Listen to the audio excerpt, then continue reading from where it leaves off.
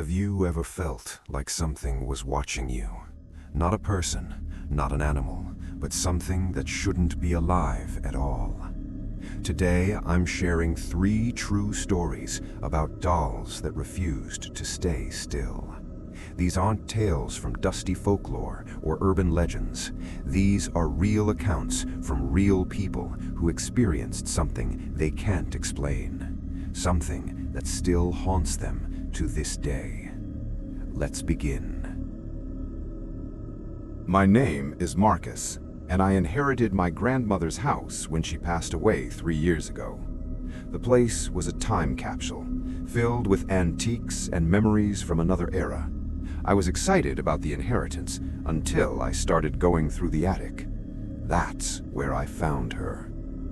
She was a porcelain doll, about 2 feet tall, with curly blonde hair and a faded blue dress. Her eyes were the worst part.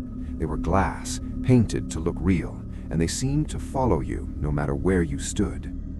My grandmother had never mentioned this doll, which was strange because she told me stories about everything else in that house. I brought the doll downstairs and placed it on the mantle, thinking it might be valuable. That first night, I woke up at exactly 3:17 in the morning. I don't know why I remember the time so clearly, but it's burned into my memory. I heard something downstairs, a soft thumping sound, like small footsteps on hardwood floor. I grabbed my phone and crept down the stairs. The living room was dark, except for the streetlight filtering through the curtains. The doll was no longer on the mantle. She was sitting in the middle of the floor, facing the stairs, facing me. I convinced myself I had knocked her over before bed, even though I knew I hadn't. I put her back on the mantle and went to sleep. The next night, the same thing happened. 3:17, the same thumping. This time, she was at the bottom of the stairs. By the 4th night, I was terrified, but I needed proof. I set up my phone to record the living room. I barely slept, waiting for 3:17 to arrive. When it did, I heard the thumping again, louder this time. I rushed downstairs and found the doll sitting on the couch, exactly where I sit every evening. My hands shook as I checked the phone footage. What I saw made my blood run cold. At 3:16, the doll's head slowly turned toward the camera. Then she stood up, not fell, not toppled. She stood up on her own 2 feet and walked across the room. Her movements were jerky and unnatural, like a puppet being controlled by invisible strings. I watched as she climbed down from the mantle, walked across the floor, and positioned herself on the couch. Then, at exactly 3:17, she stopped moving and became still again, just a doll. I wanted to destroy her right then, but something stopped me. Maybe it was respect for my grandmother's belongings, or maybe I was just too scared to touch her. Instead, I locked her in a closet. I pushed a heavy dresser in front of the door. I thought that would be the end of it. I was wrong. That night, I heard scratching, desperate, frantic scratching from inside the closet. It went on for hours. At 3:17, it stopped. I didn't open that door. I called a priest the next morning. Father Michael came that afternoon. He was older, experienced with this sort of thing. When I showed him the video, his face went pale. He told me the doll was being used as a vessel. By what, he wouldn't say, but he promised to take care of it. He performed a blessing on the house and took the doll with him. He told me he would make sure she was properly dealt with. I never asked what that meant. I didn't want to know. That was 2 years ago. I still live in my grandmother's house, but I had the attic sealed. Sometimes, late at night, I still hear that soft thumping sound, but when I check, there's nothing there. At least, nothing I can see. My name is David, and I used to love collecting vintage toys. Notice I said used to. What happened to me 6 months ago killed that hobby forever. I was browsing an antique shop in Portland when I spotted a ventriloquist dummy in the back corner. He was perfect. Wooden construction, original paint, probably from the 1930s or 40s. The shopkeeper seemed eager to get rid of him. She practically gave him to me for $20. I should have wondered why. I named him Chester.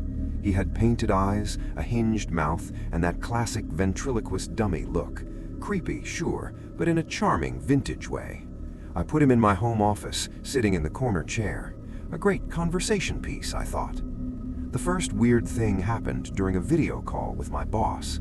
We were discussing quarterly projections when she suddenly stopped mid-sentence. Her face went white. She asked me who else was in the room with me. I told her I was alone.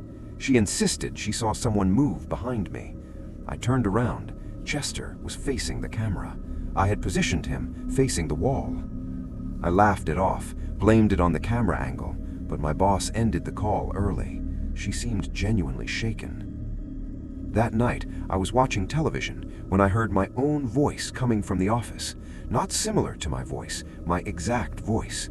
It was saying things I'd never say, horrible, threatening things. When I burst into the office, it stopped.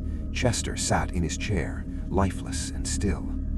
I started doing research. I found an article about a ventriloquist from 1942 named Edmund Marsh.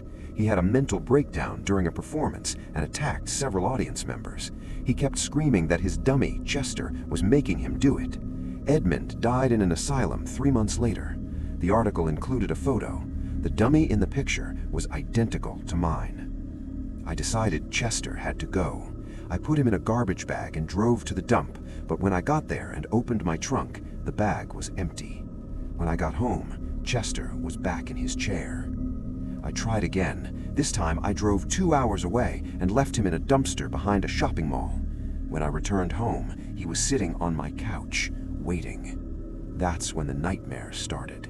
Every night I dreamed I was Edmund Marsh, performing on stage, but I couldn't control my body. Chester was controlling me, speaking through me, making me do terrible things. I'd wake up screaming, drenched in sweat. One night, I woke up standing in my kitchen, holding a knife. I had no memory of getting out of bed. Chester sat on the kitchen counter, his painted eyes staring at me. That was my breaking point. I contacted a paranormal investigator named Sarah Chen. She specialized in haunted objects. When she arrived and saw Chester, she immediately backed toward the door. She told me she'd dealt with haunted dolls before, but Chester was different, stronger, more malevolent. Sarah explained that some objects become vessels for dark entities. Chester had been used in occult rituals, probably by Edmund Marsh himself. The entity attached to him was feeding off my fear, growing stronger every day. She performed a cleansing ritual that took 6 hours. Salt circles, incantations, blessed oils. The whole thing felt like something out of a horror movie. During the ritual, Chester's head spun completely around. His jaw opened and closed on its own, clicking rapidly like chattering teeth. Sarah never flinched. She kept chanting. Finally, she sealed Chester in a specially prepared box. She told me the entity was bound, but not destroyed. She took the box with her and told me she'd store it in a secure location with other dangerous objects. She warned me never to go looking for it. I gladly agreed. That was 6 months ago. I sold my entire vintage toy collection. I can't even look at dolls anymore without feeling sick. Sometimes I still hear that clicking sound, those chattering teeth late at night, but I tell myself it's just my imagination. I have to believe that, because the alternative is that Chester is still out there, waiting for another chance to come home. My name is Ryan. And this story isn't about a doll I found or bought. It's about a doll I've had since I was 7 years old. A doll that was supposed to protect me. At least, that's what my mother said. Her name is Annie. She's a cloth doll, handmade, with button eyes and a stitched smile. My mother gave it to me when I was being bullied at school. She told me Annie was special, that she would always keep me safe. And she did. The bullying stopped. Kids who used to torment me suddenly left me alone. Some of them even became my friends. I kept Annie through middle school, high school, even college. She sat on a shelf in my childhood bedroom, a reminder of simpler times. I'm 32 now, married with a daughter of my own. Last year, we moved back to my hometown to take care of my aging father. We moved into my childhood home. My daughter, Emma, is 6. When she saw Annie, she was immediately fascinated. She wanted to play with her. I hesitated, remembering the strange way my bullies had changed their behavior all those years ago. But it was just a doll. What harm could it do? Emma and Annie became inseparable. Emma would have tea parties with her, tell her secrets, bring her everywhere. It was cute at first. Then Emma started talking about the things Annie told her. Annie says I should stay away from the new girl at school. Annie says Daddy needs to be more careful at work. Annie says Grandpa's medication is making him sick. Kids have active imaginations, right? That's what I told myself. But then the predictions started coming true. The new girl at Emma's school was expelled for bringing a weapon. I was almost hit by a car in the parking lot at work. My father's medication was recalled due to contamination. My wife Lisa started getting uncomfortable. She said Annie gave her bad feelings. She wanted to get rid of the doll. But Emma would have a complete meltdown whenever we suggested it. She'd scream that Annie was her only real friend, that Annie protected our family. Things escalated 3 weeks ago. I woke up to find Emma standing next to my bed, holding Annie. She was just staring at me with blank eyes. When I asked what was wrong, she said in a voice that didn't quite sound like hers, "Annie says you need to leave Mommy alone." I hadn't touched Lisa. We hadn't even argued. What was she talking about? The next morning, Lisa told me she'd had a nightmare. In the dream, I had hurt her. She knew it was just a dream, but she seemed genuinely frightened of me. That had never happened before. I started watching Emma more carefully. She would sit with Annie for hours, having one-sided conversations, but sometimes I swear I could hear two voices. One was Emma's, the other was deeper, older, wrong. I decided to take Annie while Emma was at school. I didn't tell Lisa. I just grabbed the doll and drove to the woods out town. I dug a hole and buried her deep. I said a prayer, though I'm not religious. I begged whatever was in that doll to leave my family alone. When Emma came home and found Annie missing, she became hysterical. She screamed for hours. She said I'd killed her best friend, that I'd killed her protector. She said terrible things would happen now. She said Annie was angry. That night, every door in our house slammed shut simultaneously. Every light went out. We heard footsteps in the hallway, small footsteps, like a child's.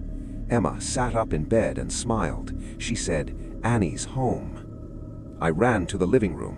Sitting on the couch, covered in dirt, was Annie. Her button eyes seemed to gleam in the darkness. Her stitched smile looked wider somehow, more knowing. I don't know what to do. We've tried everything. A priest blessed the house, but refused to touch Annie. A medium told us the doll is bound to our bloodline, to me specifically, because of something my mother did years ago. She wouldn't elaborate. Annie sits in Emma's room now. Emma talks to her every day. My daughter is changing. She's colder, more calculating. She looks at Lisa and me like strangers sometimes. And Annie just smiles her stitched smile. My mother died 5 years ago. She never told me the truth about Annie. What deal did she make? What did she bind to that doll? And why is it now claiming my daughter? I don't have answers. All I know is that Annie isn't just a doll. She's something else. Something that's been with me for 25 years, and she's not done with my family yet. Some things are better left buried, but some things won't stay buried, no matter how deep you dig.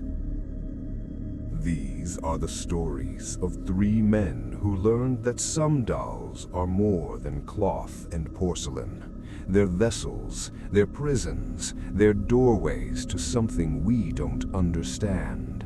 If you ever find a doll that seems just a little too perfect, a little too alive, maybe leave it where you found it. Some prices aren't worth paying, some companions aren't worth keeping, and some things that move on their own should never be given the chance.